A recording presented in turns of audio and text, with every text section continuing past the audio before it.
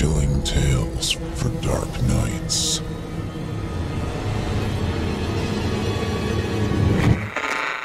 Want to make sure you never miss a Chilling Tales for Dark Nights video again? Be sure to subscribe and hit that bell to turn on notifications. The following program is a production of Chilling Entertainment and the creative team at Chilling Tales for Dark Nights, and a proud member of the Simply Scary Podcasts Network. Visit simplyscarypodcast.com to learn more about this and our other weekly storytelling programs, and become a patron today to show your support and get instant access to our extensive archive of downloadable ad-free tales of terror. Thank you for listening, and enjoy the show.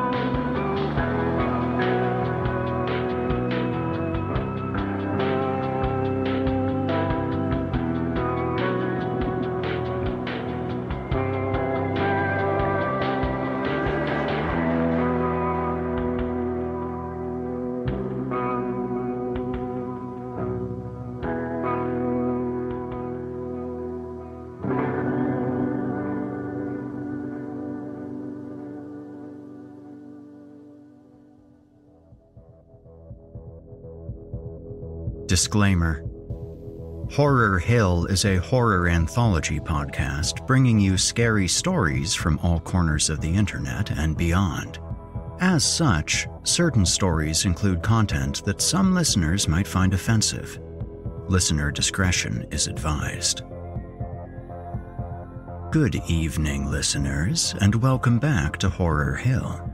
As always, I'm your host and narrator, Erik Peabody. Tonight, we've got a story from A.W. Mason titled The Shack, and in my opinion, it's the perfect summer story.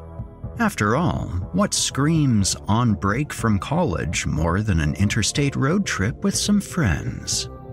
Bruce, Jane, and Mark are driving up to New Hampshire to visit Bruce's family.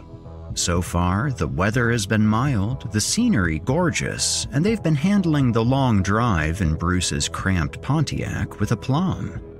Of course, any extended travel is fraught with at least a few little frustrations, and as night starts to fall, Jane realizes that she has forgotten to bring a camera. After hunting around for a place that's still open, they stumble across a run-down little store in the middle of nowhere.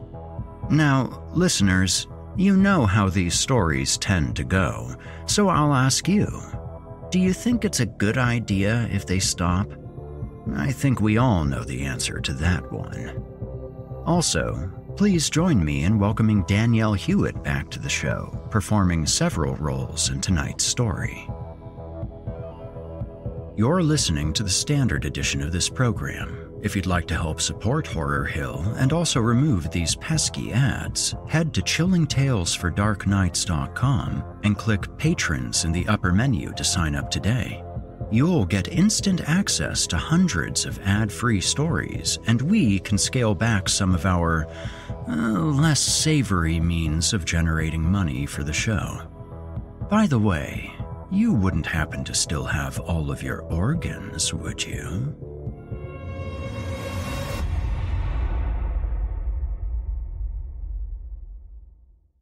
And now, from author A.W. Mason, I give you The Shack.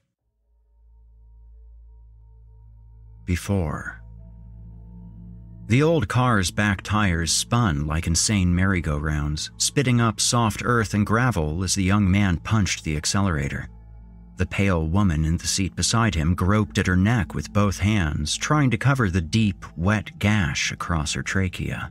Her attempts to suck in air produced a gurgling noise that showered streams of blood through her weak fingers. Her blouse slowly turned from yellow to deep purple to black. Behind them, the old man squinted and watched as the car sped off, trying to see which way they would go. The complete blackness that night did nothing to aid his deteriorating vision. He let out a grunt and kick-started the ancient, heavy motorcycle, revving it to a go, then chased after the car. "It's going to be all right. We'll get you to a hospital. Just hang in there, baby," the young man said, wiping the wetness from under the hollows of his eyes. In front of him, the road glistened in the dim headlights of the car. Sheets of rain had left the ditches on either side of him with standing water, the asphalt slick and damp. Not far off, the rumble of loud exhaust echoed against the trees flanking the moat-like ditches. The car took to sliding around corners as the young man looked up into the rear view to see the motorcycle catching up at a quick pace.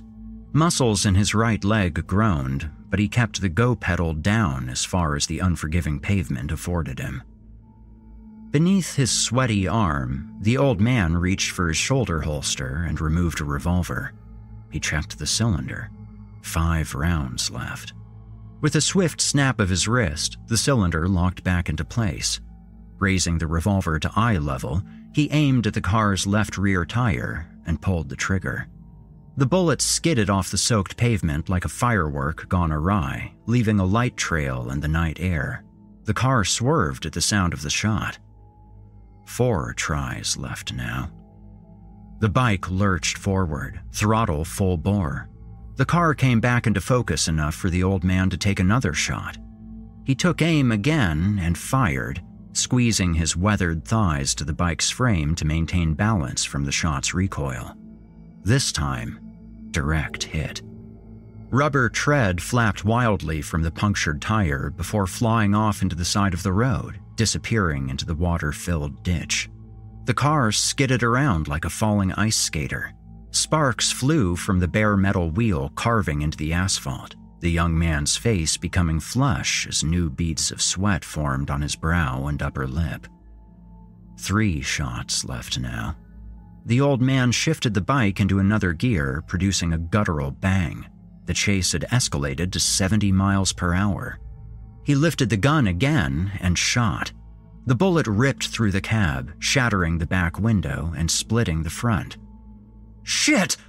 the young man yelled out, trying to correct the understeer caused by the tireless rim. 2 bullets left now. These had to count, the old man mused. He pulled his bike into the left lane to get a clearer shot at the gas tank. However, once parallel to the car, he looked up, cut the throttle, and braked, screeching to a halt. The old man on the motorcycle saw something that the car's young passengers had not. Looking out, the young man met a pair of yellowish eyes floating in the darkness, belonging to some nocturnal creature, or perhaps a deer or an elk. He didn't know which. His mind didn't have time to register whatever it was he was about to become entangled with. He mashed the brakes, sending the car sideways on the slick pavement, filling up both lanes. As the car got closer, the young man understood the yellowish eyes belonged to a large deer frozen on the roadway. They collided with a sickening thud as the car careened off the road and into a ditch. It shot up through the wet earth before smashing into a thick oak tree. The front end of the vehicle wrapped around the sturdy trunk like a hook. The remaining part of the windshield covered the crumpled hood like tiny diamonds. Both occupants inside lay limp. The old man cranked up his bike and edged closer to the wreckage. He stopped 30 feet away and raised his left hand perpendicular to his chest. He put his shooting arm on top, steadying his aim. The young man lifted his blood-smeared forehead from the steering wheel, squinting over at the girl. She was no longer gripping her neck. Instead, her body slumped over on its side, her motionless face plastered to the dashboard. The radiator hissed like a boiling tea kettle, but all the young man could think about was his aching head. His temples throbbed. He reached for his seatbelt. Behind him, he spied the old gunslinger sitting on his bike. 2 bullets remaining. The old man closed his left eye again, looked down the revolver's barrel, and shot. A blazing yellow-orange firebolt escaped the gun's muzzle, sending the searing slug through the sheet metal of the car's gas tank. A little trickle, then a stream of pungent fuel poured from the bullet hole. The old man reached his gun back toward the holster and watched in sadistic pleasure as a flame ignited at the rear of the car. The young man saw the fire and felt the warmth of its glow, compounding the ache in his head. The pace of his breath grew faster. He tried the door handle, but it seemed jammed. The entire driver's side of the car was crunched up from the wreck, and he was pinned inside. The old man smiled as he watched the young man beat on the ashy door window. In a shock of pure irony, the glass had somehow stayed intact during the wreck. Of course, the old man couldn't hear it through the growing roar of the fire, but the last thing he saw from the young man trapped inside was the labored stretching of his mouth, a blood-curdling scream for help, stifled by the chaotic environment. The car became engulfed by the flames and drowned out the image of the young couple inside. Moments later, the wreckage exploded, sending pieces of the hood high into the dark, humid air. The old man watched the afterburn for a while, then started the bike again. "Good," he said, then turned around and sped off. 1. 2 days earlier. Bruce fidgeted with the knobs on the old factory AM/FM radio. He hadn't found good reception since their last stopover 3 hours ago. Just static and the brief, sporadic sputtering of tired Bible Belt sermons. He turned the volume knob to the left until it clicked off, silencing the radio. "Hey man, turn it back on," Mark said from the back seat. Sitting in the cramped rear of a '68 Pontiac was less than desirable, but at least the music kept him entertained, even though the back speakers worked intermittently. "Mark, all we've gotten is static. Give it a rest," Jane said, rolling her eyes at their backseat companion in the rear view. She twirled a finger through her long, dishwater blonde hair.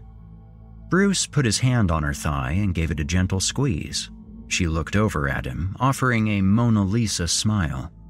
Vibrant green foliage blurred past them as they roared through the countryside.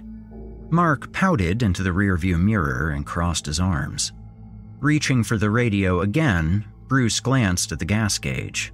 Almost empty. Jesus, it does not pay to drive an 8-cylinder. He scrolled around the dial for a clear station, one of them finally coming in. Oh, keep it here! It's that new song from Judas Coin," Mark said. He leaned between the 2 front bucket seats to get a better listen.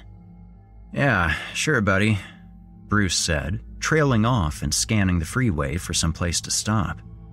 "Could both of you keep your eyes peeled for a gas station? We're about to be running on fumes." The trio passed a few lodging and food signs, but nothing in the way of refueling. Bruce knew there'd be more gas stations along the way before arriving in New Hampshire, but still tightened his grip on the steering wheel, looking forward through the windshield as if in a daze. His knuckles turned white. New Hampshire made him nervous. They had all made the trip before, usually to visit Bruce's folks and get away from the city for a break. This time, however, felt different, stomach-churning even. He patted the ring in his left side pants pocket, hoping he didn't appear anxious. Yet, he felt the anxiety building inside him. Or perhaps it was just having Mark along for the ride. Like a road trip weary child from the back seat, Mark cried, "Okay, now I'm getting hungry, and I gotta piss so bad my back teeth are floating." He made an imaginary grab to his groin like a youngster might do when it's time for a potty break. Another blue information sign loomed on the horizon. The sun-faded metal made it difficult to read, but a little cartoon gas pump started to take shape, as luck would have it. Food, lodging, and gas. Exit 49 to the rescue. Bruce pulled into a gas-and-go and cut the rumbling beast's engine. Mark jumped out and beelined to the little convenience store, stirring up miscellaneous food wrappers littering the back seat like a miniature tornado. Bruce grinned and shook his head. The fuel hatch creaked as it opened, and from it, the ghost-like vapors of gasoline danced past in transparent waves. Do you want anything from inside, hun? Jane asked. Bags had started to form under her eyes. Bruce stared at her, admiring the glow of her soft skin, eye bags included. He held the pump mechanism with one hand because the hold latch was broken, while his free hand continued to roam about his left pants pocket. "No, I'm fine. Thanks." She smiled and gave him a wink, hips swaying as she meandered into the store. Bruce watched the numbers next to the dollar sign on the pump increase. After it finished, the digital readout totaled $20.80. "Man, only 13 gallons, Bruce whispered. 2003, what a time to be alive. He whistled as he went inside and paid. 2. 10 minutes back into the trip, Jane groaned and slapped her forehead with her palm. She slumped back in her seat. "What?" Mark asked at the smacking sound. The radio had again gone kaput, and he took to counting the cows grazing in the fields as they drove on. So far, he was up to 12. I forgot to buy a disposable camera back at the gas station. I wanted to take pictures of our trip and send some with the letters I've been writing to my mom. About the time Jane started seeing Bruce on a steady basis, she also connected with her birth mother after an exhausting search almost turned up nothing. Her mother's name was Grace, and she lived in California. It was a slow start at first. Grace didn't own a computer, and mail from one side of the coast to the other ran about as quick as a one-legged man in quicksand. The biggest challenge, however, was convincing Grace that Jane was the child she bore all those years ago, and that Jane had wanted to be in any kind of relationship with her biological mother at all. Shock and grief alone nearly shut down their fledgling correspondence, but Jane had an enigmatic way with people. He glanced at his girlfriend, fiancée if the trip went well, and recognized the look. Big doe eyes, rosy cheeks, bottom lip protruding out so much it looked like a second tongue. As the navigator, Bruce crunched some numbers in his head. They were ahead of schedule so far. Stopping again so soon wouldn't hurt their excellent time. A few minutes off course seemed easier to handle than an angry little lady. "We'll stop at the next exit." Jane leaned over and planted a wet kiss on his cheek. Mark didn't care either way. He had to piss again. 3. The off-ramp wound around scattered trees and bushes, becoming more and more rural as the Pontiac continued down the road. Other than the foliage, the scenery didn't offer much. Some old jalopies and boarded-up houses. None of the yards were kept. Overrun weeds turned them into suburban jungles. Even with a facelift, Bruce thought, this place would still look like a set piece from Nightmare on Elm Street. "Where are we?" Mark asked. He held up the road atlas, staring at the Pennsylvania freeway system as if it were full of hieroglyphics. Outside, the dull orange sun sank into the ground, painting the sky violet, the purplish clouds dancing around. "We took exit 57, right? I don't even see it on the map anywhere." Bruce slowed to a stop and rubbed his chin. A gust of wind blew ancient fallen leaves across the roadway. "This place is a dump." Oh, wait, look. Jane pointed in the direction of an old 76 station. About a mile down the road, even in the waning light, the burnt orange ball with a navy blue script was easy to spot. Bruce drove the car up to the station, but akin to everything else in the town, emptiness loomed. Boarded up and abandoned, occupants long gone. The gas pumps remained, sticking out like monuments to yesteryear, but Bruce doubted if they worked. He also doubted that they would find any disposable cameras for sale inside the station. He looked over at Jane. Fatigue and defeat crept into her posture like a ghost as she seemed to melt into her seat. Those translucent little purple bags under her eyes had grown since this morning, and he noticed she had been blinking more often, as if trying to communicate in some other language. The 13 straight hours on the road began to wear on all of them. "I'm sorry, Jane." Bruce placed his hand on top of hers. "Maybe we can get one tomorrow. Plus, we could probably use some rest anyway. You want to go on a little farther and find a place, stop for the night?" Jane didn't look up. She had a feeling Bruce wanted to make the trip straight through, so she said yes. The camera could wait, and this place started to give her the creeps. It had already felt like hours had passed since they departed the freeway. "I say we beat feet and get somewhere civilized," Mark spoke up from the back seat. "We can probably find a cheap motel down the road." "We could all use the rest," Bruce concurred. They backed out of the deserted gas station and drove off in the direction they first came, intending to get back on the freeway to locate another blue information sign, one that was more up-to-date with its amenities. However, the farther they traveled, the more the road seemed to stretch on and on, no freeway on-ramp appearing. "Guys, did we miss—" "Whoa, whoa, whoa! What's that?" Mark asked, pointing out the window at a small roadside building. Building, perhaps, was a bit of a misnomer. The structure looked more like a hut or a derelict shack. It appeared dark, except for some strewn-up lights that may have been of the Christmas variety some years ago. They almost resembled tiny, red-hot glowing chilies. The faux chilies wrapped around the entire perimeter of the shack, drooping around portions of the mossed-over roof. The only other lighted item on property was a blue and red neon open sign in the front window, partially covered by dirty blinds. "Whatever it is," Mark said, "it's open." The exterior looked as if made from ancient wooden planks, like buildings in old spaghetti westerns.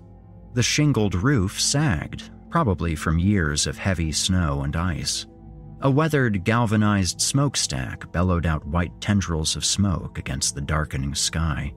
Toward the entrance hung what looked like a dozen rows of strung onions or garlic, stretching from gutter to ground. At the front of the hut, connected to the main byway, sat a gravel lot. 2 cars rested there, one a late 70s Ford pickup and the other a mid-90s Ford Contour. Both looked spray-painted, the Contour with yellow and blue, like someone had attempted to give them a cheapo paint job. Farther down, a litany of old bowling balls lined the perimeter of the parking lot, only the balls didn't have finger holes, just plain balls. What is this place? Jane asked, peering out the car window. Her mouth hung open as she ogled the scenery. Bruce heard the subtle quiver in her voice. "No clue," he said, parking and getting out of the vehicle. The front door of the establishment swung open, slamming into the rickety facade. At once, all 3 looked in the direction of the noise. An old man came hobbling out, limping, bow-legged. The shirt he wore barely covered his protruding belly. His pants, the kind with the all-forgiving elastic band, showed signs of deep wear around the knees and waist, staying up around his bulbous midsection with the architectural support of his suspenders. A 5-day white whisker beard covered his pockmarked face, and his hair, wild around the parts of his head that were still winning the battle of the bald, looked like it had been combed with a firecracker. "Maybe we should leave," Jane said, watching the old man limp towards the car. "Hold on a minute, babe." The old man made his way to the Pontiac, taking in large mouthfuls of air as he strode up the gravel. "Hey there, don't get too many visitors this time of night," the old man said.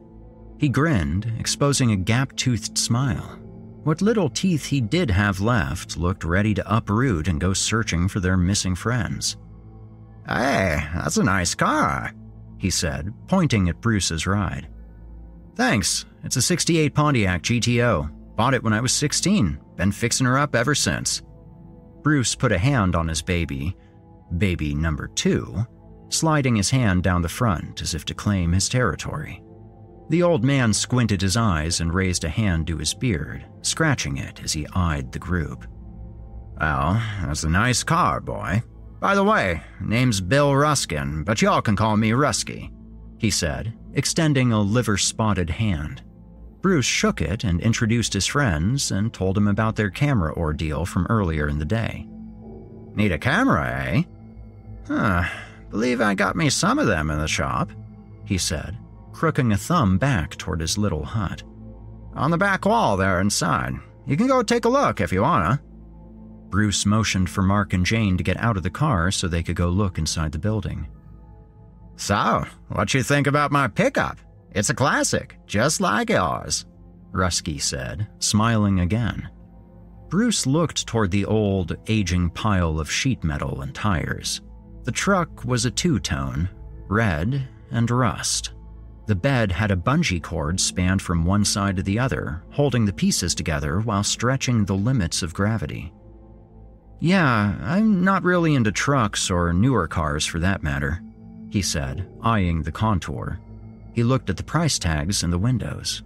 $8,900 for the car and $6,700 for the truck. Wow, Bruce muttered. And I don't really have that kind of cash anyway. But your car must have cost you a pretty penny or two.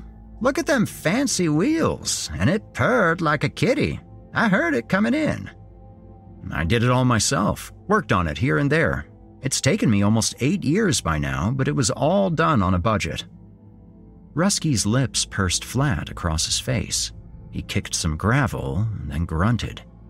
Bruce straightened up. I didn't say anything to offend him, did I? Come on, Rusky said. Let's go see what those other two are up to. Inside, a pungent odor akin to urine and rotting meat invaded the newcomer's olfactory senses. The shop was cluttered with lots of knickknacks and souvenirs, halting the hellacious smell from escaping, trapping it into the dank creases of plaster and linoleum. Bruce wandered the confined little space. He inventoried coolers, road maps, and atlases, a whole basket full of batteries, some packaged, some not, lawn chairs, various books and magazines, typical road trip or camping stuff, tents, lanterns, clothes. Perhaps that's why this place existed, a little pit stop for unfortunate travelers who forgot a few necessities at home, stuck paying gouged prices for their mental lapses. And clearly, this was the only place out this way to buy anything. The only place, period. Bruce kept scanning. Jewelry, sunglasses, cameras. These aren't really what I'm looking for, Jane said, staring at the back wall. The cameras were all either digital or the kind that required an actual roll of film. Nice to have, sure, but expensive. I just need a disposable camera, actually. Like a 27 exposure style with a flash. Rusky foraged under the sales counter, then produced a wicker basket full of disposables, none in packaging. Jane took one from the top of the pile. It had a little lightning bolt next to the shutter. Perfect. Why aren't any of these in boxes? She asked. Just the way they shipped to me, Rusky explained. 2 for $20. No thanks. Just the one, please, she said and retrieved her purse, rummaging through it for cash. The total came to $13 even, the price of late-night shopping at a dumpy little roadside shop. Shoot. Bruce, hun, do you have another $1? She asked, still looking through her purse. Mark reached into his pocket and produced 4 quarters. Here, Jane. Say, Rusky, you know where there's a motel around here? Cheap? Rusky looked up at him with the same stone face he had given Bruce earlier. The cheapest place you're going to find around here is your car. Otherwise, keep going down SR 54, road right out front there, and you'll see a Motel 8 about 10, maybe 15 miles down. 4. They left the shack a little after the sun had completely set and headed toward the motel according to Rusky's directions. Bruce didn't recall seeing a motel, let alone Rusky's roadside stand, when they cruised in from the freeway. Must be a little off course. The road smoothed out. They were dodging fewer potholes on this stretch, and things seemed to get a little less desolate. A city feeling? No, but at least it didn't feel like they were in a ghost town anymore. It was 9:45 when they pulled into the motel parking lot. Bruce saw a gas station across the street, probably one that sold disposable cameras, but the sign on the door read, "Closed." A 24-hour Denny's and a Walmart sat kitty-corner to the gas station. "Motel 8, a budget-minded college student's best friend," Mark said, then patted Bruce on the back as they walked into the lobby. A one-room, two-bed space was available, and they took it gladly. Jane used her new camera, taking pictures of the room while blinding Bruce with a bright flash. Mark devoured the little Andes mints set out on the pillows. Always eating, that kid. Bruce picked up the mint from one of the pillows on his bed. "Fancy," he said, chuckling, throwing the chocolate to Mark. Another flash. He could hear Jane winding the camera for the next picture, but the winding sound didn't cease, as if already out of film. What? No more pictures? That old guy ripped me off. I think someone already used it. Jane said, frowning. She looked at it once more, confirming that all the film had been used, shook it, then tossed it onto the bed. After watching some of the advertised free HBO, the trio decided to go lights out. Bruce, however, stared up at the dark ceiling, stirring. Something didn't feel right. That old man. Something seemed off about him, about this town, maybe even this trip. He didn't think it was cold feet. Could you even get cold feet just asking someone to marry you? He closed his eyes and drifted off to sleep. 5. Bruce opened his eyes close to noon the next day, sleeping a little longer than expected. He could hear Jane in the shower singing something unrecognizable but not unpleasant, and Mark downing what was left of a plate of bacon, presumably from some continental breakfast bar downstairs. He let out a satisfying belch and smiled at Bruce, who got out of bed, stretched, and started to pack up his things. Soon after, the motel keys were turned in and the trio hit the road again. Hey, can we stop and get my film developed before we get too far down the road? I'd like to mail off my letter with some pictures, Jane said. Bruce knew it wouldn't be a quick retreat. It would set them back at least an hour, but he said yes. They went to a 1-hour photo express inside the Walmart, dropped off the disposable camera, and bummed around the store for a while, looking at things they didn't need and couldn't afford anyway. The store was desolate, employees outnumbering the customers, an unusual circumstance for the global retailer, even if the store sat squat in the middle of the sticks. The film, in turn, finished in about 40 minutes. Bruce paid the woman at the counter and gave the picture packet to Jane. She opened them up, smiling like a kid on Christmas morning. People always seem so eager to see their pictures. Funny, though, Bruce mused. In essence, they've already seen the pictures. It was from their eyes that they were created. Well, almost true for the throwaway bargain camera from Ruskies. 12 of the photos she recognized as her own. 15 of the pictures weren't of them or anyone she'd ever seen. I knew the old fart gave me a used camera, Jane said, thumbing through the pictures she hadn't taken. They looked like someone's wedding pictures. A woman, not much older than Jane, posed with her groom in most of the photos. Pictures of them at the altar, cutting cake, dancing. The photo that stood out the most displayed the wedding rings. "Man, look at that rock," Mark said. The diamond, a little smaller than a marble and shaped like an angular heart, shone brightly. Next to it lay his ring, a gold band with a border of little doves along the outside. "Yeah, that guy must be loaded," Bruce suggested. "Strange. How did that old dude get their camera?" Mark asked. "I don't know. Maybe he found it." They left the Walmart and drove the short distance down to the city's post office. While Jane tried to figure out the correct postage for the weight of her letter and photos, Mark and Bruce admired the wide variety of celebrity stamps. The post office had a deserted feeling to it, like every other place in this town they had visited. Above the stamp machine hung a corkboard half full of postings. cars for sale, garage sales, missing pets and people. Bruce did a double take when he happened across one of the pictures. It was a black and white facsimile of a missing woman. Although a bit grainy, the image was clear enough to set off an alarm in his head. "Hey, Jane, you still have those other pictures, the ones of the married couple?" She pulled the sleeve of photos out of her purse and handed it to him. What he saw didn't make sense and gave him a nauseous feeling. He beckoned for Mark. "Look," Bruce said, handing the photo over to Mark, then motioning to the corkboard. "There's no way. I'll be a monkey's fucking uncle," said Mark. The resemblance was eerie. The woman from the local missing persons poster had to have been the same lady from the wedding photos. Had to. Mark and Bruce stood next to each other, not moving. Why was the same woman posted on the chalkboard labeled as missing on a camera that came from some secondhand pit stop out in the middle of nowhere? Jane finished her postage situation and called for Bruce to tell them that they could get going again. She walked by, and he grabbed her shoulder.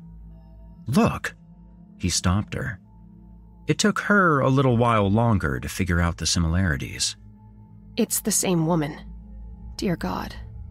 The same damn woman. Her hand began to tremble, shaking the photograph as if she had taken it with a Polaroid. "We should call the police right away," she said, no hesitation in her voice. "And tell them what exactly? We have pictures of a missing girl we developed from a camera that we just so happened to have purchased from some old geezer who looks like he may be related to the Munsters?" Mark asked. Bruce wanted to laugh at his friend's comment, but that deep, burning, sick feeling in his gut halted any humor. "Well, we have to do something. That old man probably took her stuff and has to have something to do with her disappearance," Jane argued. Bruce leaned on the stamp counter and put his hands on his temples. Jane was right, yet so was Mark. It might look suspicious if they went to the police about it, being in possession of the camera. The old man would deny selling it to them. And where was the husband from the wedding photos at in all of this? Was he not missing as well? Where was his missing persons bulletin? But what if she's alive? What if she's locked up in that old man's storeroom? Maybe her husband too. Are you going to let them die? Where's your conscience at today, Brucey old boy? "At home, where I should be," he muttered. "What?" Jane asked. He shook his head. "Well, what are we supposed to do here, Jane? Mark's right. We can't just go to the police and tell them we had nothing to do with this," Bruce said, immediately wishing he could take it back. Jane's stare shot daggers into his eyes. He grimaced. Jane turned around back towards the mail counter and walked up to the postmistress, who sat sorting letters. The ruffling sound of paper filled the small building. "Excuse me, ma'am?" Jane said, vying for the postmistress's attention again. "What can you tell us about that missing woman up there on the corkboard? Do you know anything about her?" The postmistress looked up at Jane, pointing toward the old black and white scan. She straightened the letters she had been filing and set them aside. "Well, from what I can gather, that young lady and her husband came through here some years back. They was on their honeymoon heading up to Portland to visit some lighthouses and all that kind of business," the postmistress said. She continued. "Only they didn't ever make it, you see. The family got all concerned after they were expected back from their trip and never showed up back home. The family even called the bed and breakfast in Portland, where they was supposed to be staying, but the proprietor said they never showed." Proprietor came out proprieta. The postmistress licked her thumb, looked down at her remaining letters, and started sorting again. "Why isn't her husband up there too, next to her as a missing person?" Bruce asked. He swallowed hard, and part of him didn't want to hear the response. "Oh, the story doesn't end there, young man," the postmistress said. "The family retraced all the couple's steps. Saw that they had purchased gasoline across the street from here, you know. Said so on the man's credit card statement and all. So here was the family up here, canvassing around all our little town. knocking on doors, asking if anyone had seen him or her.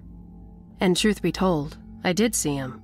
Came in here just like you all, looking to buy some stamps. Only, we don't take cards here, so I sent them over to Walmart. They have an ATM inside, you see. Anyway, they came back in, got their stamps, and that's the last I seen of them. And that's where her trail went cold. So, you were the last one to see both of them? Mark asked from behind Bruce and Jane. Maybe the last one to see her. The postmistress responded. Now you'll notice I said that's where her trail went cold. No one has seen her since. At least that's what I reckon, from what I heard. The family kept retracing their steps and never got any farther. But, a few weeks later, the man's credit card started being used again. Way out in Ohio, some furniture store. Police said the description of the man in Ohio using the card matched the man that came in here with his new bride. They've been looking for him ever since. I suppose there ought to be a wanted poster up there next to her with his face on it. So what? They assumed the man killed her on their honeymoon and took off to Ohio? Jane asked. Sweetie, it wouldn't be the first time a man had done his wife like that. The postmistress said as she got up from her stool behind the counter. She walked over to a deposit box and tossed in the batch of letters she had been sorting.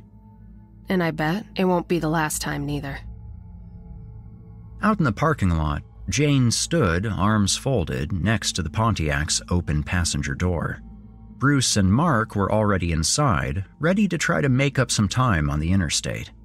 The sun turned Jane's hair into an almost fiery gold as the slight breeze whipped it around. "Jane, are you all right? We're ready to hit the road," Bruce said as he looked through the windshield at his girlfriend.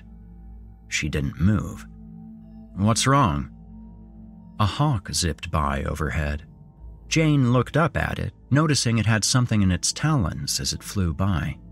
She dropped her arms to her side and looked into the car. Something still seems off about the missing girl. I don't know. It's just... it all seems wrong. Mark leaned up from the back seat and said, "Hell yeah, something was wrong. The dude offed his wife and skipped town, probably with another woman to a different state. You heard the lady in the post office. Let's get going." No, that's not what I mean. There's gotta be more to it than that. Something doesn't make sense. Jane said. From the driver's seat, Bruce licked his chapped lips and sighed. Something was bugging him about the story as well, whether he wanted to admit it or not. He was hoping they would have all loaded into the car and got back on course, but now he felt relieved that Jane had similar feelings. "It's the camera, right, Jane? Why would that old man have the camera? What was he doing with it? You both saw how many cameras he had, unboxed, sitting there for sale," Bruce said. "And now we have the photos." "Well, maybe they donated it to him or something like that," Mark chimed in. "Maybe they visited him and needed something else and had traded the camera for it." Sweat started to show the first signs of standing out on Bruce's brow. He rolled down his window to let the air flow in. "Don't be stupid, Mark," Jane said. Perhaps the heat was getting to her as well. "You saw her ring. I don't think they had money issues. And you know damn well that camera wasn't worth anything but those photos that were on it. He stole the damn thing." She finally got into the car, sitting hard in the passenger seat. She craned her neck around to look at Mark, and then back to Bruce. "We have to go back. What if they're both alive and he's torturing them?" Jane said. Silence. "Oh, hell no. I ain't going back there, especially if that shit is true. That place gave me the creeps. Besides, what are we gonna do about it when we get there? Ask Rusky if he has a woman chained up somewhere? If he has a man buried out back? I say we just leave and forget we ever saw those pictures," Mark said.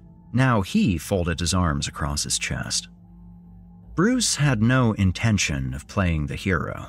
The shack also gave him an unnerving sense of eeriness. His mind, however, had already been made up. Fear be damned. "Listen, we go back there, snoop around, and maybe find some more concrete evidence. Something that wouldn't implicate us in any sort of homicide, but really point the finger at Rusky instead, if he has actually done anything, Bruce said. Mark knew they were both right. He couldn't let this one go either, as much as he'd rather be counting cows again en route to a comfortable bed. No, Mark may have not agreed, but he would submit. "So, let's get going, I guess," Mark said, hanging his head. 6. Daylight was dying when the trio pulled into the gravel parking lot once more. Bruce killed the engine and told Mark to go around back. The anxiety began to build in Bruce's mind like a steam train, yet he couldn't help but feel a tinge of silliness in his instruction to Mark. Go around back? Why? In case the bad guy tried to make an escape through a secret door?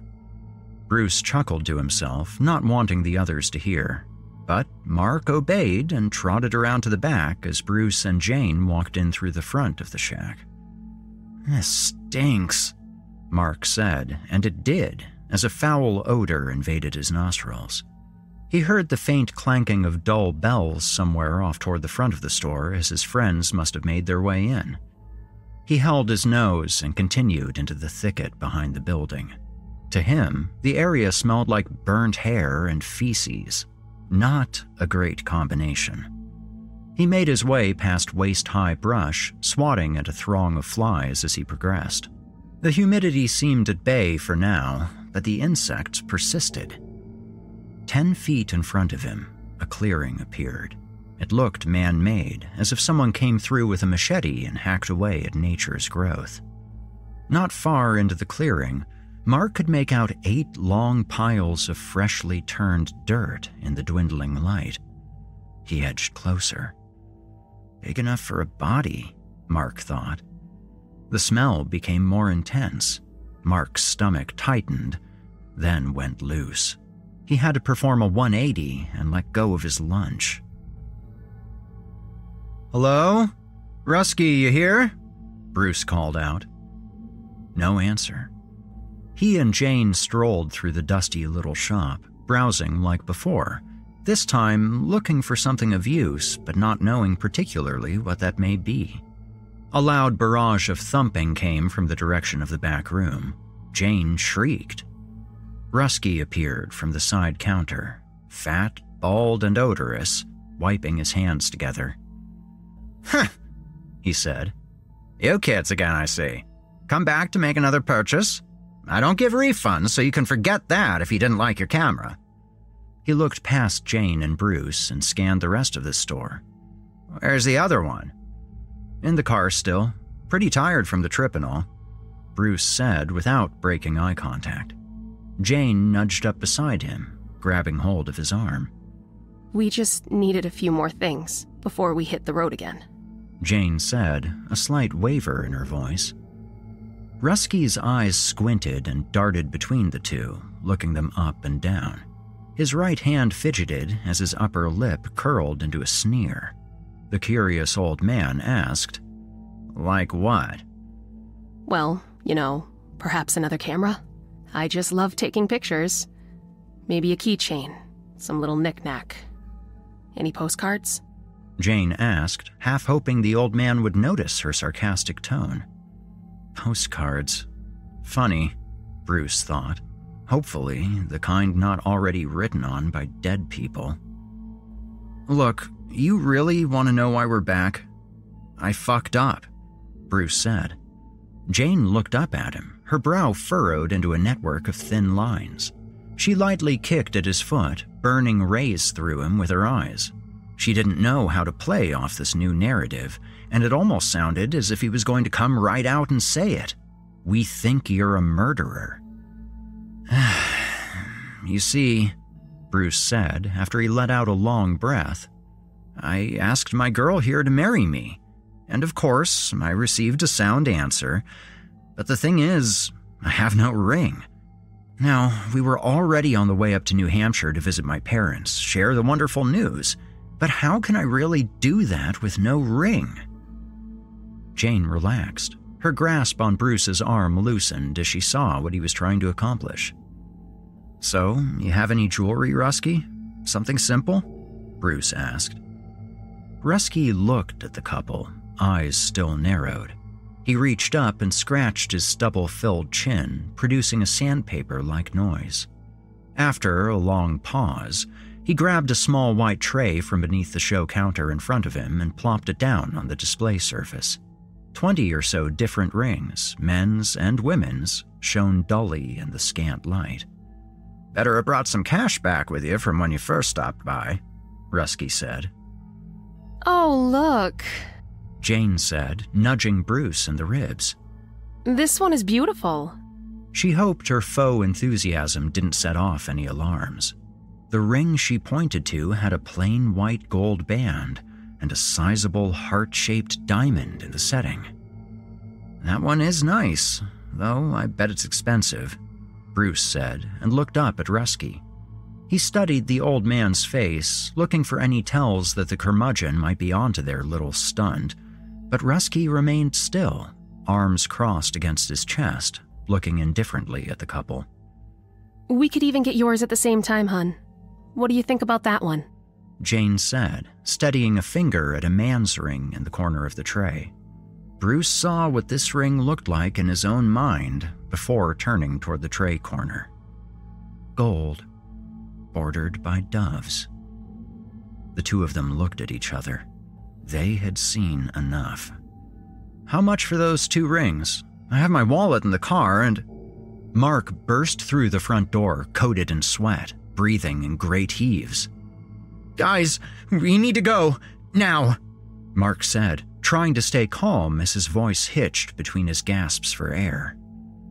Now, the trio looked at each other, frozen in place, then turned their heads to Rusky. He let out something between a laugh and a growl and slammed his hand on something below the sales counter.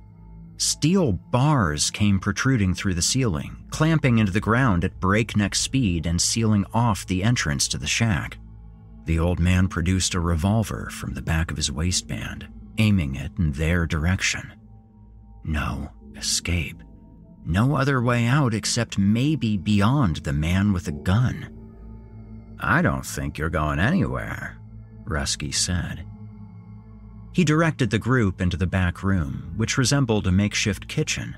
A dirt-stained porcelain sink, no larger than a basketball, was mounted to one wall, and beside it, a small cupboard with a propane camp stove atop sat cockeyed.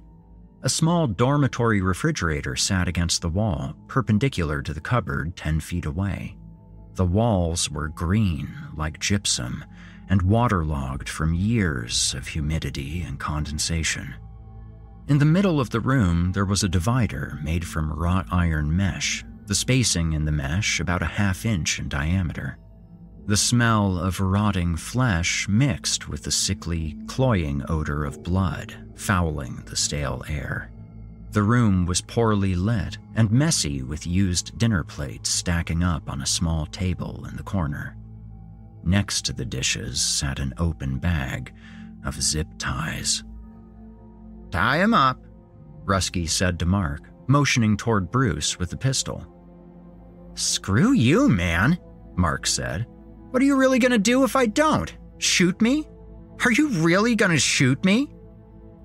Rusky looked Mark up and down, considering the question.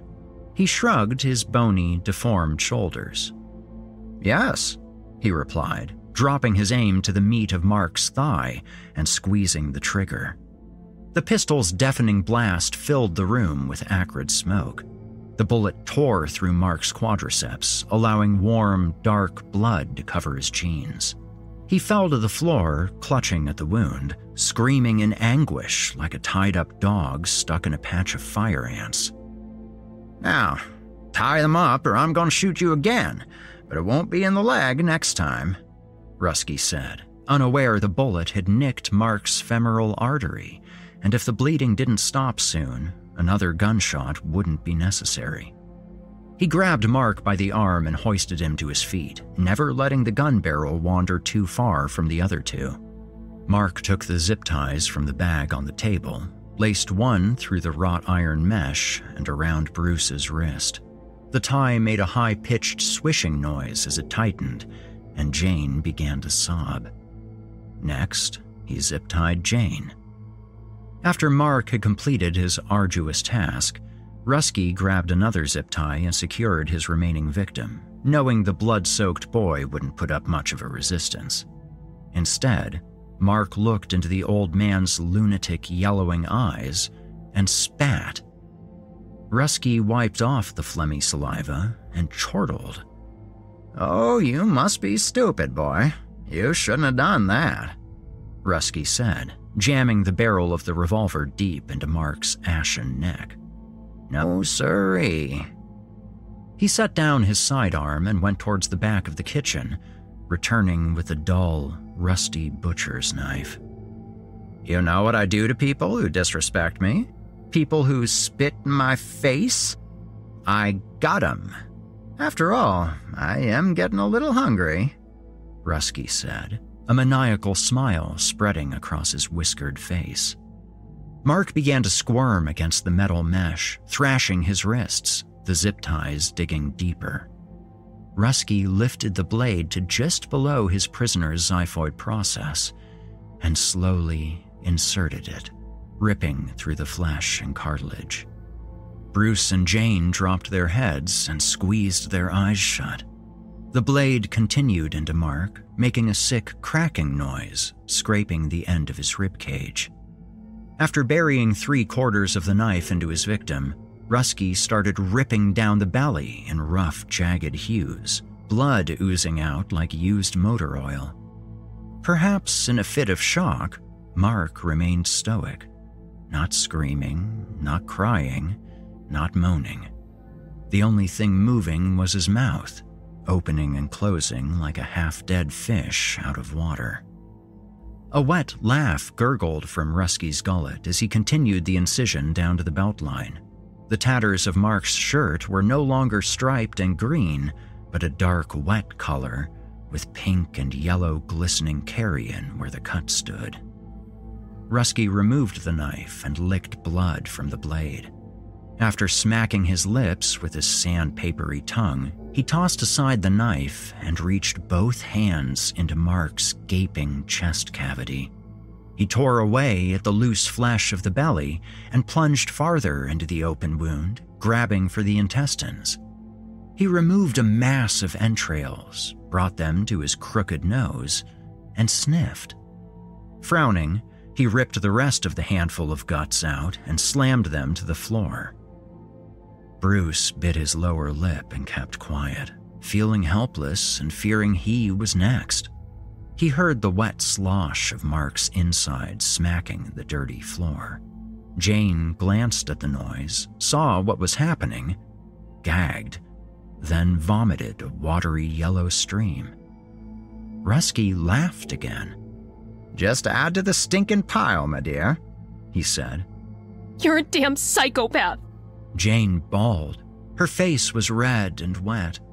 She looked at Bruce, and his glassy gaze remained on the floor. Maintaining eye contact with Jane, Rusky reached back into Mark's now lifeless body, seized on an organ, and ripped it free. The stringy gore that hung from the heart in Rusky's hand reminded Jane of the pulpy sinew from pulling the top off a carving pumpkin. He held the bloody mass in front of Jane's face, but she turned her head away. Grabbing her by the chin, he snapped her head back and made her watch as he took a mouthful out of the dead organ. Blood gushed out of the corners of his mouth, trickling down like little streaks of watery ketchup. He ground the meat up with his rotting teeth, mouth open. Jane screamed. Rusky swallowed and said, "Now, if I leave you two lovebirds alone, I trust you all won't get up to any funny business while I'm gone. I'm suddenly hungry for some brain food, and it's gonna take something mightier than a butcher knife to pop your friend's top off." The old man grabbed his pistol and left back through the curtain and into the storefront. When he was out of sight, Bruce worked at sawing the plastic ties against the mesh. "Bruce," Jane said, voice barely above a whisper. He killed Mark. Her sobs were calming, but the catch in her voice started to spike. Mark's dead. He's going to kill us too, isn't he? Bruce's wrists started to turn red from the friction of the zip ties, but he felt the metal shred the weakening plastic little by little. The only thing working in him now, the instinct to survive. He didn't think about the police and the questions about witnessing his best friend's murder. He wasn't reflecting upon the fact that he would be lucky if he ever got more than a few hours of sleep now for the rest of his life. Tiny streams of blood formed where the zip ties dug into his wrist. They continued to fray as he worked his hands back and forth in frantic swipes. His mind was only set on one thing: survival. It seemed Rusky had been gone for a while now. Bruce let out a loud groan, strained against his restraint, and busted the compromised zip tie. He rubbed at his aching wrists. Get me down, Jane said, hearing the snap. She tried to keep her eyes open and her head clear, but the shock started to take hold and the color drained from her face. Bruce grabbed the same knife that had moments before disemboweled his best friend, looked at it, hesitated, then cut the zip ties away from Jane's wrists. She fell into Bruce's body and he caught her. They embraced, knowing their time had to be limited, but lived in that small moment of warmth, support, and comfort. A moment of familiarity. Let's get the hell away from here, Bruce. Please. Bruce put an arm around Jane, diverting his eyes from Mark's hanging corpse, trying to avoid the bodily things littered on the ground before them. His eyes darted to the front curtain, their only way out. As they hobbled forward, a cool steel barrel of a shotgun poked through the curtain. Bruce didn't have to see the rest to know who was on the other end. Rusky drew the curtain back with his free hand. Thought I heard something. Where y'all think you're going? Am I not a good host? He said. Look, we just don't want to die. My car, you can have it. Just don't kill us, Bruce said, removing his arm from Jane. He reached into his pocket, produced the keys to his Pontiac, and raised both hands into the air, inching toward Rusky. The old man smiled and nodded. Here, just take them, Bruce said, and threw the keys into Rusty's face. He came down on one knee, ducked his head from the gun's barrel and grabbed it at the same time, performed a sweeping kick, and knocked Rusky to the ground. Bruce's goal had been to avoid a face full of birdshot, or whatever the shotgun was loaded with, but instead, the weapon clattered to the floor near his feet. He grabbed it. A new sense of power fell over him as he stood up, hovered over the old man, and pointed the barrel into his face. Oh, now what are you gonna do, boy? Shoot me? Fucking coward you are, Rusky said. Bruce swallowed hard. A dry click in his throat bounced through his head. He had never killed anyone before. Hell, he had never even fired a gun, but was fairly confident he grasped the concept. And anyway, it didn't matter. This ended now. Good night, Rusky, Bruce said, and squeezed the trigger. Click. That was it. Click. No boom, no smoke filling the air around them, no smell of gunpowder, just click. At first, Bruce figured the safety was on, like in those cheesy action movies when the bad guy steals the good guy's gun and tries to kill him with it. His thumb felt for the safety toggle, like a blind man feeling for a doorknob. He found it. Hope and strength washed over him in waves, but he looked down at the toggle and saw that it was already set to fire, the red dot staring up at him. That thing hasn't worked since the day I took it off the man I killed for it. Hell of a distraction, though. Always told myself I'd get her smithed one day, Rusky said. Go on, try it again. Bruce pulled the trigger once more to another empty click. Rusky bellowed a guttural guffaw and started to get back to his feet. Jane snatched the gun from the bewildered Bruce. She gripped it by the barrel and brought the stock down on Rusky's face in a fast swoop. He let out a grunt, then staggered, surprised by the magnitude of the blow. "Let's go," Jane said, taking hold of Bruce's hand. He swiped his car keys off the floor with the other, ready to get the fuck out. They went through the curtain and pushed past the ramshackle racks of clothing and knickknacks toward the front door, hoping they could get the bars blocking the exit free from their holds.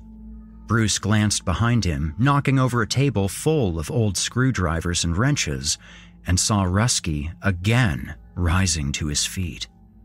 A blow like that should have incapacitated a man of his age, he thought. Rusky swayed, stumbled after the couple. "You stupid kids! There's no way out!" he said. Between them, the sales counter acted as a barrier keeping each party at bay. Bruce and Jane had their backs up against the bars barricading the door, pinned like animals. Rusky circled the counter, retrieving his six-shooter, now secured in a shoulder holster, from a shelf beneath. He laced his arms through the leather hoops and unlatched the holster strap. The droning buzz from the neon signs hanging in the dirty window behind them seemed to give call to Bruce, and he lunged toward the old man, aiming to leap the counter and grab for the gun. His feet, however, never gave purchase, and he slipped on the wax-worn linoleum and sprawled onto the floor. Jane rushed forward and grabbed the back of Bruce's shirt, trying to pull him back to his feet. Neither of them noticed Rusky round the counter until he had a fistful of Jane's damp hair. He pulled up and yanked her into his body, her face contorting as she screamed in pain. He pulled out his pistol, held it to her temple, and wrapped an arm around her neck, ending her bid for escape. "Let her go!" Bruce said, voice cracking. His breathing became heavy. Beads of sweat rolled down his face as he crab-walked into the sales counter. "Don't worry, boy. I ain't gonna shoot her. Ain't really my style. So impersonal, don't you think? Only reason I shot your buddy is 'cause he wouldn't play by the rules," Rusky said, holstering his gun. Jane's eyes met Bruce's. They were wide and bloodshot, but it was the screwdriver in her left hand that Bruce focused on. "No, not my style at all. Think I'll cut her instead. Sound good to you, boy?" Rusky asked. He reached into his pants pocket with his free hand and retrieved a switchblade. He pressed the button on the handle and the knife swung out and locked into place. The silver blade felt cool on Jane's neck as he pressed it into the soft flesh of her throat. "Sure you want to watch?" Rusky asked Bruce. Bruce felt helpless. He could do nothing. If he tried to make a move, Rusky would plunge the knife into his girlfriend. If he did nothing, Rusky would cut her still the same. He hoped she could get enough leverage to land the screwdriver in her fist into the old man and get free of his grasp. It was then their eyes met again, and he saw her raise the screwdriver up and blindly land it into the leg of her captor. She drove it in farther still and twisted it, but he did not let her go. Rusky bellowed and grasped for the handle protruding from his thigh, falling back, stunned. Jane thrashed about in his weakening grip and bit into the forearm wrapped around her neck. Rusky screamed again, dropped his hold on Jane, but in the same motion, brought the switchblade up and slashed deep into her neck, tearing it open. The flesh hung slack like raw bacon. Blood flowed down past her collarbone and soaked into her blouse. She dropped to her knees and grasped at her neck with both hands. As she began to drop, Bruce regained his footing and dove at Rusky, but was a step too late to halt the attack on Jane. He crashed into the old man, rattling the bars securing the front door. Bruce popped up and crawled on his knees toward Jane, who remained posted up in a sitting position against the wall, spitting up globs of red. "Jane, we have to get out of here," Bruce said as he grabbed his girlfriend under her arms. Rusky squirmed and grunted mere feet away from them, working on prying the screwdriver from his leg. One of the steel bars worked free of its hold after the collision it sustained with the two men. Bruce hobbled toward Rusky and the front door, still holding up Jane, whose face looked like a waxen doll. Bruce brought his foot down on the handle of the screwdriver and forced it deeper into Rusky's leg. By now, the leg looked like a strawberry jam pincushion. He began again to wail, but was cut short as Bruce used his foot to knock the old man out of the way of the door, connecting his heel with the old man's nose. He let out a muffled cry and fell limp to the floor. Blood pooled on the linoleum. Bruce rattled the other steel bars protecting the door, but they didn't move. He glanced around the small shop, looking for something heavy enough to break the glass on the window next to the door. His eyes landed on the sales counter. For the most part, the counter was empty, nothing heavy enough to aid in their escape. But for a moment, clarity returned to the foggy haze that filled his brain. The button. Of course, the button! Under the sales counter, he remembered the old man slamming a button that made the steel bars fall from the ceiling. He gently laid Jane down on the floor and rounded the counter. The button stood out, attached to the side of the shelving underneath the cash register. He pushed it and looked up at the bars. They didn't move. He pushed it again. Nothing.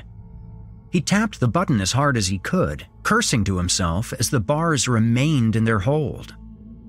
Bruce heard a groaning noise and looked up to see Rusky moving. Why isn't this working? He dropped down to eye level with the button and saw a little nub set down in a recessed area of the pad. He pushed it up like a light switch and heard a click. A salty copper taste filled his mouth. Must have bit the inside of my lip, he thought. He sometimes chewed the insides of his cheeks until they bled, a nervous habit he hadn't practiced since he was a child. This time, when Bruce pushed the button, the steel bars disappeared into the ceiling. Rusky groaned again, knowing what the noise was. He grabbed a table near him, trying to hoist himself to his feet. Bruce ran back to Jane, picked her up, and opened the front door with his back as he dragged his girlfriend out into the gravel parking lot. Rusky unsuccessfully swiped an arm at them as they made their way outside. The couple reached the Pontiac. Bruce pulled open the passenger door, slid Jane into the seat, and sped around to the driver's side, sliding in the loose gravel. He started the old car, and as it roared to life, he punched the accelerator, back tires spitting up dirt and gravel. He looked into the rearview mirror and saw the front door swing open again. It's going to be all right. We'll get you to a hospital, and you'll be all right. Just, please, stay with me, Jane, Bruce said, as tears started to well up in his eyes. The car thundered away down the county road that originally led them to the damned shack. It was slick and shiny in the moonlight. Had it rained while we were in there? Bruce supposed it was a possibility. There were other pressing matters keeping them occupied. He looked up into the rear view again and saw a shape appearing in the scant light. It grew larger until Bruce could see it was a motorcycle. An old man on a motorcycle. At that moment, things began to run together. Noises, sights, direction. Bruce remembered hearing 4, maybe 5 gunshots. Why didn't I grab his gun when he was out on the floor? He saw the sparks like little tracers from the stray rounds. Wait, did I hear something hit the car? A thud and pop. The tire blew out. The car skidded out of control. Bruce saw a deer and mashed the brake pedal. The car slid sideways, wiping out the deer before slamming into a giant oak. The front end of the car danced with flames. Bruce felt his legs, back, and neck start to throb in aching spasms. He looked out and saw Rusky 10 yards away on the motorcycle. Another gunshot. Bruce smelled the familiar odor of gasoline and screamed. bright orange and yellow light blinded him as a deafening sound ruptured his eardrums. He felt heat. Rusky sped away, back towards the shack. Dark had fallen completely, and the old man could see a faint orange glow off in the distance when he turned into his gravel parking lot. He stared at the fire as if in a trance. It held his attention. He couldn't look away. Not even the throbbing pulse of pain from the hole in his leg, caused by that little bitch, could distract him. He looked on for 10 minutes, which became 20, and soon 30, until finally deciding to go back inside and begin cleaning up. Before he made it through the door, Rusky heard the crunch of gravel behind him. Cops already? No, that couldn't be right. He didn't hear a car pull in, much less a piercing siren, reflecting its cool blue and red off the foliage around the shack. He turned around, expecting perhaps another deer, but saw a man instead, staggering toward him, a blanket of blood covering most of his face. Where the hell you come from? I fucking killed you! I know I did! Rusky said, rubbing at his old yellow eyes. Bruce limped closer to the old man. His shirt was seared down the right side, and a portion of his hair had melted to his scalp. One eye, puffy and bruised, looked like it might never open again. The blast had thrown him through the windshield, which had mostly broken out from the impact of the tree. He had time to unlatch his seatbelt before the explosion, which propelled him into the water-filled ditch, soothing the scorched portions of his body.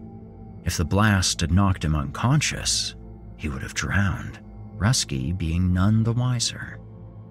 Instead, Bruce now stood face to face with the man who had gutted his best friend, killed his girlfriend, and came near to taking his own life. Blood trickled from his mouth as he began to talk. You have no clue what you took from me, Bruce said, edging closer.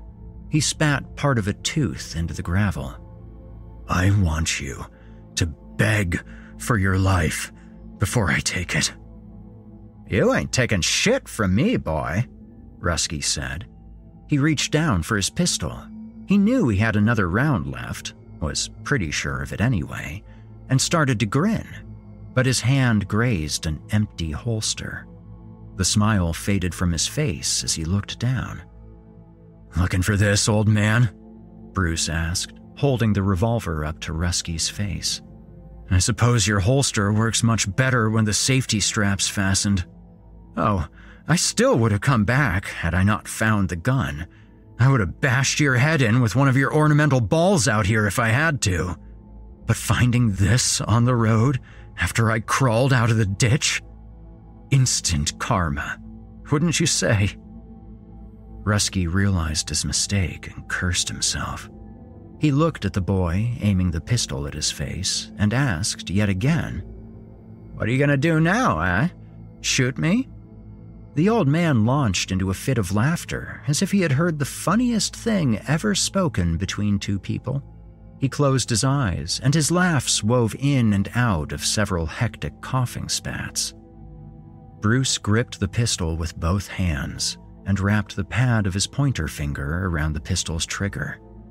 As he squeezed, Bruce began to scream. His throat became raw, his own blood coating his vocal cords as the blast from the revolver tore through the silent night. Rusky's body flew backward, landing in a lifeless heap on the gravel. Bruce's finger continued dry-firing the pistol, but the empty clicking noise was masked by his screams. Finally, Bruce stopped.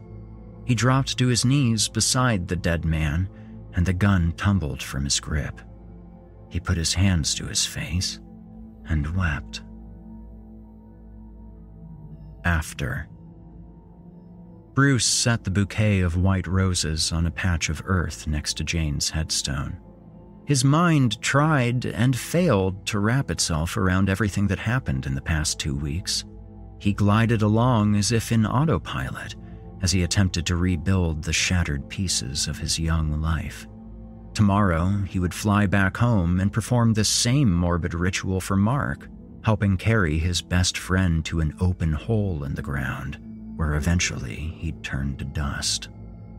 Why couldn't it have just been me?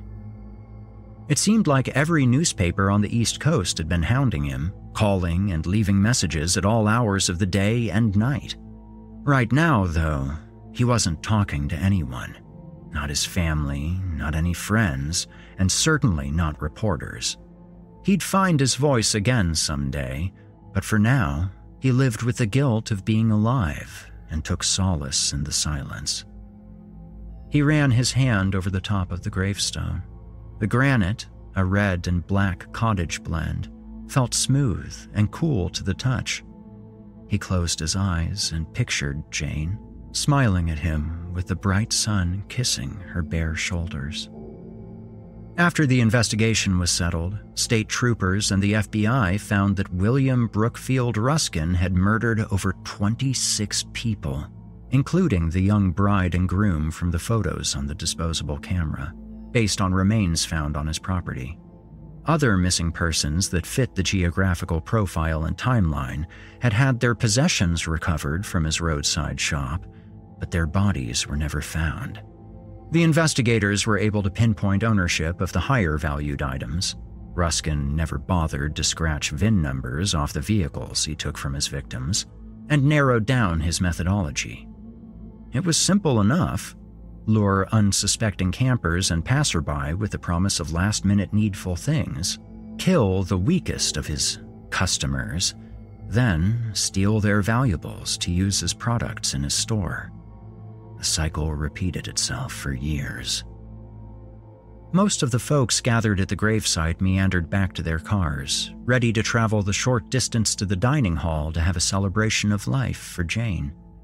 Bruce glanced around and figured he ought to be leaving as well. He had to catch a red-eye to Jacksonville. He looked down at the grave a final time, kissed his hand, and put it down on the granite. A thick gray storm cloud rolled in and blocked out the sun. He hoped the weather would be better in Florida.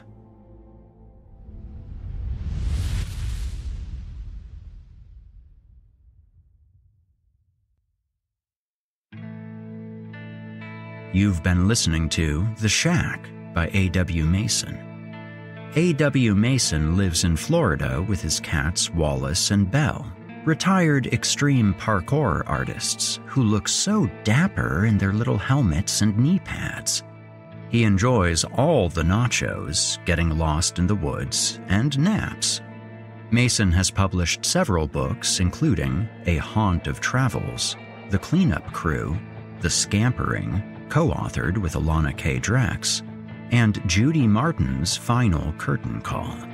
His short stories have appeared in various anthologies. You can find more of his work through Velux Books, www.veloxbooks.com. Nothing like cruising through the countryside with some friends on a nice summer day. That being said, as someone who has spent a decent amount of time driving through rural Pennsylvania, I can tell you, listeners, that this one isn't too far-fetched. In fact, the only thing that really put a dent in my suspension of disbelief is that they didn't stop at a Sheetz or a Wawa somewhere. Oh well, I suppose there's always next time. Well, for Bruce, at least. Thank you all for joining me this fine evening, and thanks also go to A.W. Mason and Velux Books for tonight's story. I also can't forget to thank Danielle Hewitt again for providing her voice talents. I'll be back next week with a fun little double feature, so be sure to come back. Until then, friends, stay spooky. You've been listening to the Horror Hill Podcast, a production of Chilling Entertainment and the creative team at Chilling Tales for Dark Nights. Tonight's episode was hosted and narrated by yours truly, Erik Peabody. Original music provided by Erik Peabody and Nikki McSorley. Finalization by Erik Peabody and Craig Groshek. Got a terrifying tale of your own that you'd like performed? Email it to us at natalie@chillingtalesfordarknights.com to have your work considered for future production. Seeing as how we're all living in a technological nightmare of our own devising, I'll ask you to follow Chilling Tales for Dark Nights on social media and upvote, subscribe, and hit the bell notification icon if you're listening to this on YouTube. Not only will you have appeased the dark gods of cyberspace, but you'll be kept in the loop as we prepare more terrifying content. If you'd like access to uninterrupted horror, free of ads and these annoying bookend segments, might I recommend becoming a patron? You'll get access to hundreds of episodes of this show, as well as everything from the other programs in the Chilling Tales for Dark Nights cabal. That means all of Otis Gyri's Scary Stories Told in the Dark, Drew Blood's Dark Tales, Paul J. McSorley's Fear from the Heartland, and more. It's a veritable smorgasbord of horrific delights. As for me personally, I'm on most social media as Viking Guitar or Viking Guitar Productions. I'm always on the lookout for new stories to narrate and new music projects to mix or master. If that's of interest to you, feel free to reach out and we can talk turkey. Also, I will be back next week with more terrifying tales to keep you up all night. If darkness is what you're after, listener, your search is over. Yet, let it be known, you haven't found the darkness. The darkness has found you.